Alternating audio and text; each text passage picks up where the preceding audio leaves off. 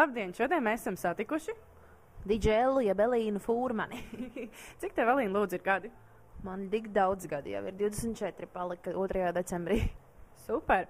Klausies, vai tev ir kādreiz bijusi piekdienas sajūta?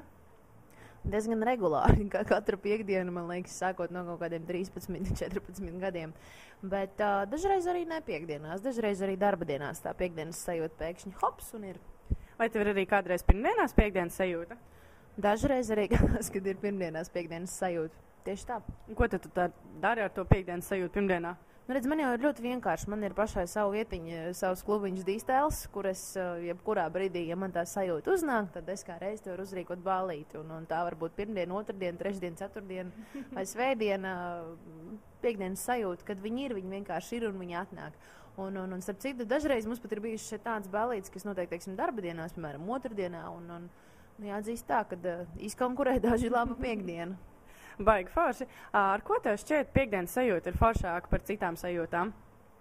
Tu domā, teiksim, tieši par dienu sajūtām vai vispār ar ko piekdienas sajūtām? Par vispārēju sajūtām.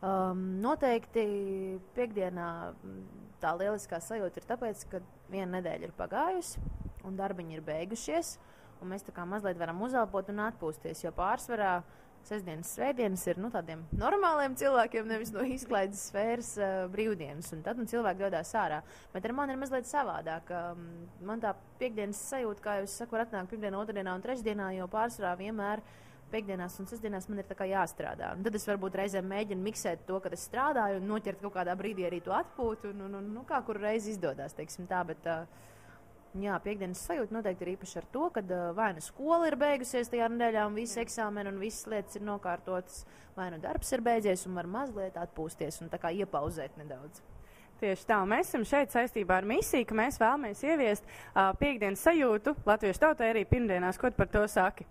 Es par to esmu tikai pār, jo pabraukājot šur un tur apkārt pārzemēm ir tā, ka ārzemēs ļoti daudz cilvēku sēž pirmdienās, otrdienās, trešdienās, kaut kur ārā, kaut kur iekšā uz terasēm, klubos pie bāriem un vienkārši atpūšās un bauda vakar. Pie mums tas tomēr ir tā tipiskāk un raksturīgāk tikai vasaras sezonā un tikai arī, protams, piekdienā, sestdienā, varbūt dažreiz mazliet ceturtdienā.